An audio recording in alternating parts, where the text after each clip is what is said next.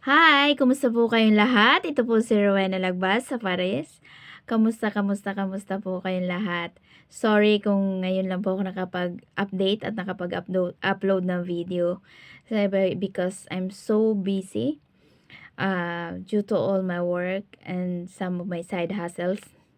So yun, well, kaya po ako nag-update sa ngayon. Una po, kung paano pumunta rito, magkano po ang sahod dito, at paano po magkakapapel dito? Ilang taon po ang dapat nyong i-stay dito bago po kayo makapag-apply ng papel?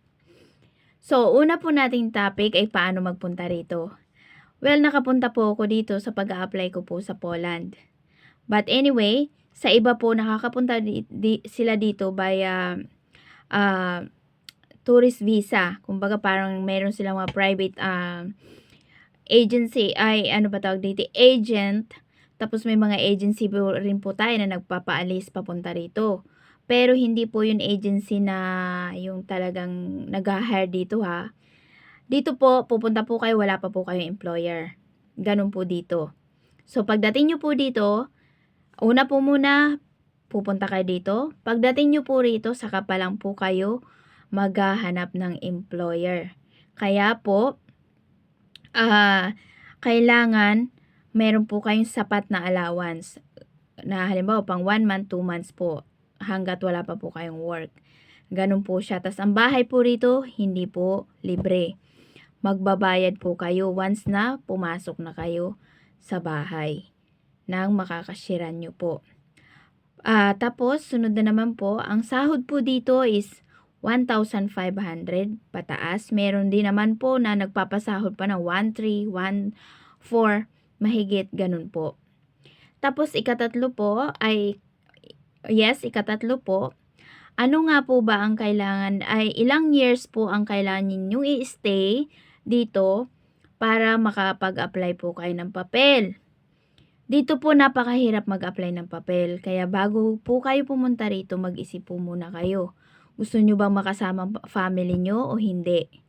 Kasi po, kung gusto nyo po makasama ang family nyo na mabilisan, mag-Spain na lang po kayo, Portugal or other European countries. Or Italy, ganyan. But I didn't advise you. Kung masyado po kayong family-oriented, I didn't advise you when it comes Paris na puntahan nyo. Hindi po. Kasi po, I'm 6 years already here. This coming May 28, but I didn't visit my family until now. Wala pa rin po akong papel dito. So, napakahirap po, lalo na ngayon may bago silang law na in-implement po na kailangan 7 years stay ka sa France bago ka makapag-apply ng papel.